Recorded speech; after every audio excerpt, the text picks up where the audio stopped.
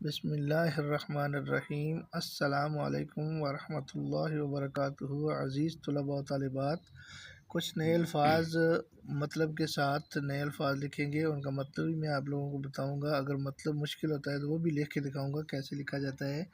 तो नए अल्फ़ाज शुरू करते हैं। सबसे पहला लफ्ज़ लिखते हैं बसात। बसात का मतलब होता है, ये शोशा पहले बनाना है, फिर सीन अलिफ सा अलिफ लिखना है और फिर उसके साथ लिख देना है तोए। बसात, ये लफ्ज़ बन गया है बसात। इसका मतलब होता है ताकत या हैसियत। तो ताकत भी लिख देते हैं और हैसियत भी मुश्किल है वो भी लिख देते हैं। ताकत ये और इसके साथ ते जोड़नी है, ये बन जाएगा ताकत। और हैसियत का लफ्ज़ जो है वो भी थोड़ा सा मुश्किल है। तो हैसियत का लफ्ज़ आगे लिखते हैं, वो थोड़ा सा मुश्किल है। हल्का सा दंदाना बना के फिर ऊपर शोशा बनेगा, फिर हल्का सा दंदाना बना के फिर लेटी रे बना के फिर ते लिखेंगे, हैसियत बन जाएगा। ऐसे लिखेंगे आखिर में हैसियत,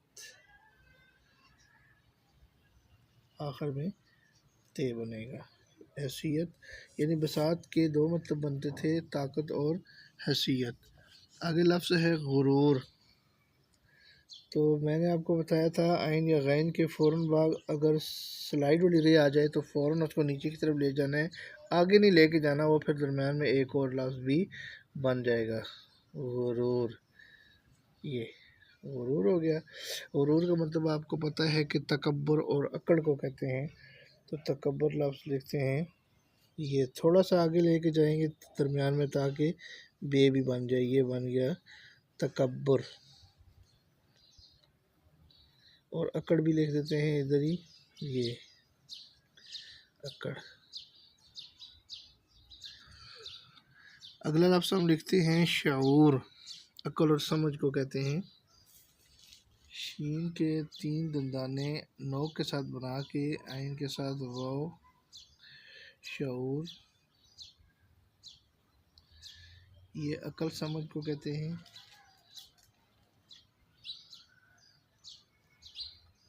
अकल और समझ भी लफ्ज़ थोड़ा सा मुश्किल है। ये लफ्ज़ समझ है। उसके बाद अगला लफ्ज़ हम लिखते हैं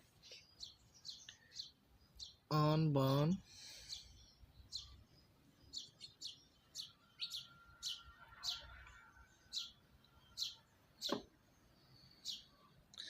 आन बान आपको पता है कि शान और शौकत को कहते हैं। शान और शौकत दोनों लिख देते हैं।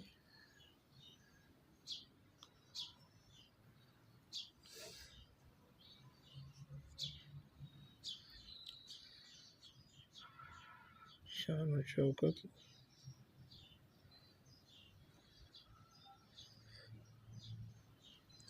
ये शान और शौकत का लफ्ज़ बन गया। इससे अगला लफ्ज़ हम लिखते हैं हिकमत। हिकमत आपको पता है दानाई को कहते हैं।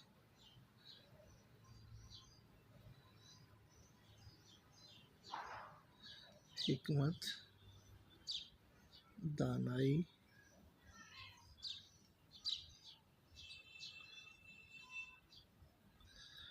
अगला लफ्ज़ लिखते हैं हुनर।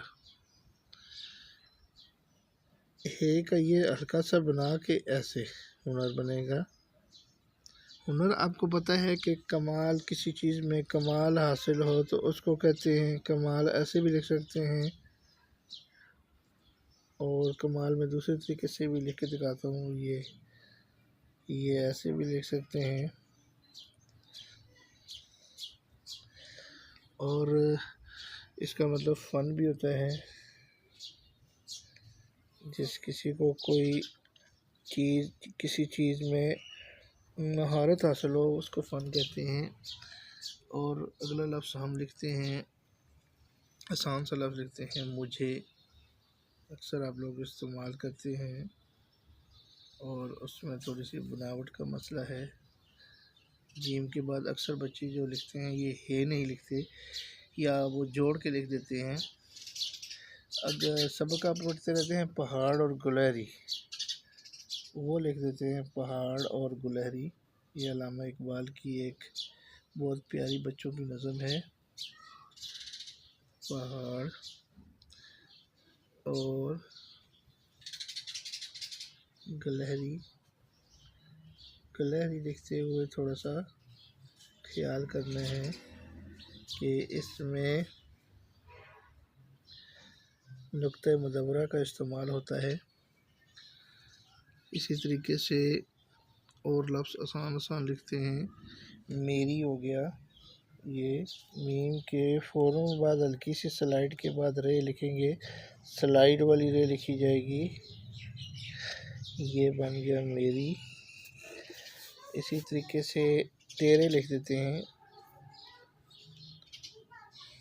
तेरे। ये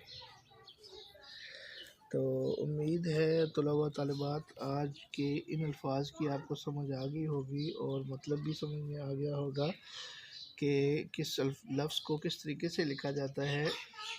तो मज़ीद अगर आपको कोई चीज़ समझ नहीं आ रही या कोई मशवरा करना है, कोई बात करनी है, तो मैं डिस्क्रिप्शन में व्हाट्सएप नंबर दे देता हूँ। तो आप लोग मुझसे रब्ता भी कर सकते हैं, व्हाट्सएप पे अपने सवालात पूछ सकते हैं। तो इंशाल्लाह आपको तसल्ली बख्श जवाब मिलेगा। इंशाल्लाह अगले सबक में आपकी खिदमत में फिर हाज़िर होंगे। अल्लाह हाफ़िज़। अस्सलामु अलैकुम वरहमतुल्लाहि वबरकातुहू।